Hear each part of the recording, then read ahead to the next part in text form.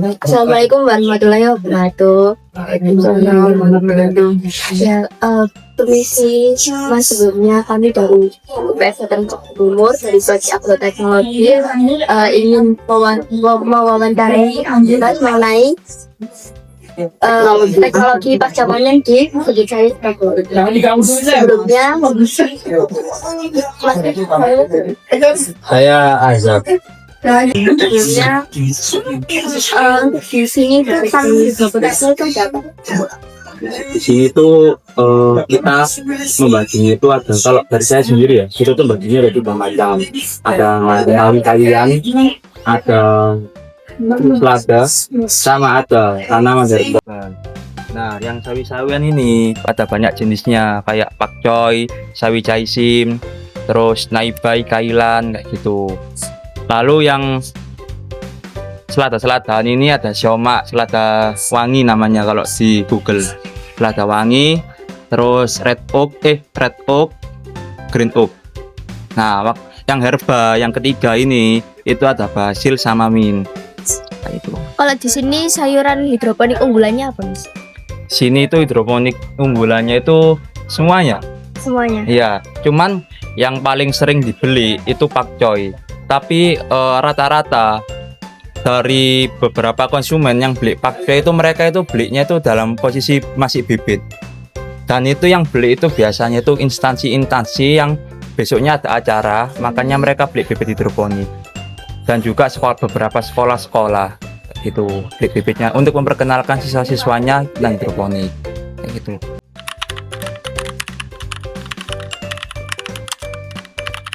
Kalau di sini sendiri itu kita nggak pakai panen, misalnya udah waktu panen kita panen serentak, itu kita nggak seperti itu, karena selain kita nanam di sini, kita tuh juga bekerja sama dengan mitra hidroponik di luar.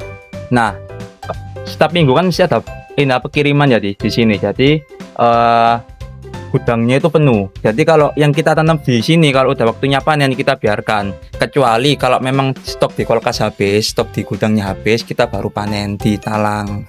Nah, kalau misalkan kalau tentang packing habis panen itu waktu ada yang beli aja. Kalau nggak ada yang beli, tanamannya kita tetap taruh di talang. Kayak gitu. Biar tetap fresh gitu. Ya, benar.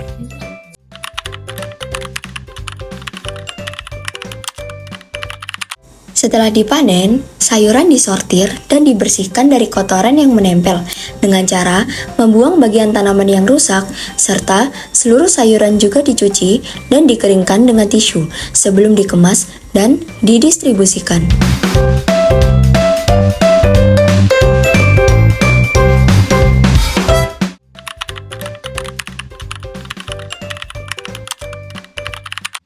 Satu kulkas ini di suhu sekitar belasan derajat.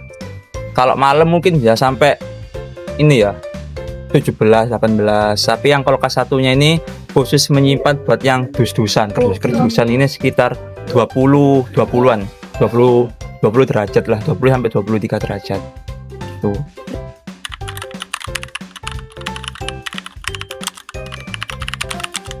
Kendalanya itu macam-macam. Setiap musim hujan sama kemarau itu ada kendalanya masing-masing. Nah, kalau musim hujan itu kendalanya itu pH-nya sering naik turun, karena kan kita hidroponiknya kan sistemnya terbuka ya, nggak ada, bukan greenhouse, bukan kayak yang atapnya kayak gini.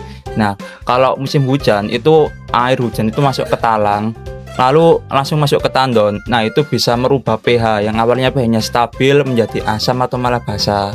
Nah, kalau terlalu asam nanti tanamannya mati, nggak kuat. Begitupun juga kalau basa juga tambah down semuanya kayak gitu. Nah, waktu hujan juga itu kendalanya itu juga kita itu kesulitan menanam selada-seladan. Karena selada-seladan itu mereka itu nggak cocok ditanam di musim hujan. Cocok sih, cuman harus pakai greenhouse. Kalau nggak pakai greenhouse kayak gini itu nggak cocok, karena bakal kena jamur. Nah, jamurnya ini namanya Cercospora kayak gitu. Jamurnya ini kayak bintul-bintul warna hitam. Kalau udah terlalu parah itu udah nggak bisa dipanen, dibuang. Nah, Busuk gitu. ya busuk. Terus juga kalau musim hujan ini wabah dari kutu daunnya itu semakin banyak. Ditambah juga ada busuk akar.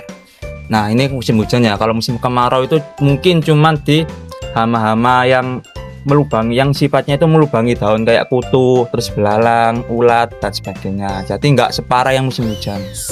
Gitu tuh.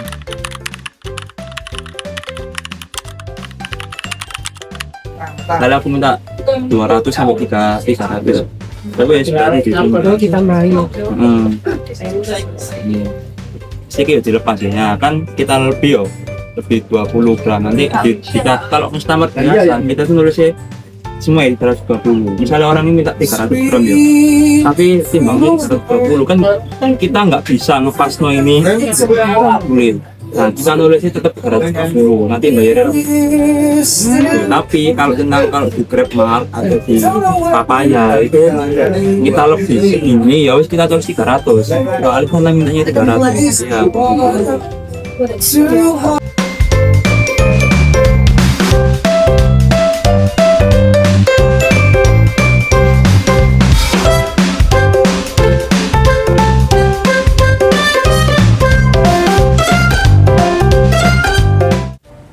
Setelah seluruh sayuran melalui proses penimbangan, kemudian sayuran dikemas sesuai dengan standar pengemasan yang ditetapkan oleh Kebun Sayur Surabaya. Setelah itu, sayuran dimasukkan ke dalam plastik kresek. Kemudian sayuran siap untuk didistribusikan menggunakan kendaraan bermotor.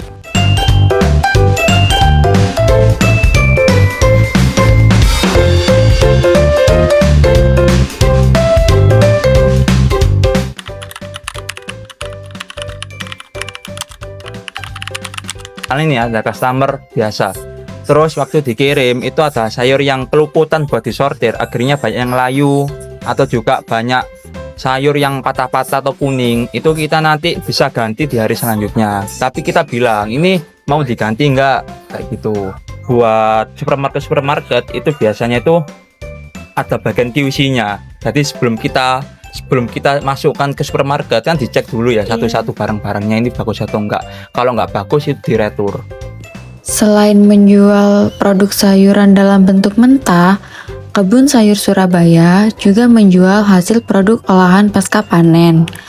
Berbagai produk olahan tersebut ada dimsum mentai, kimbap, aneka salad sayur, dan aneka jus sayur. Produk tersebut dapat dilakukan pembeliannya melalui pemesanan WhatsApp terlebih dahulu.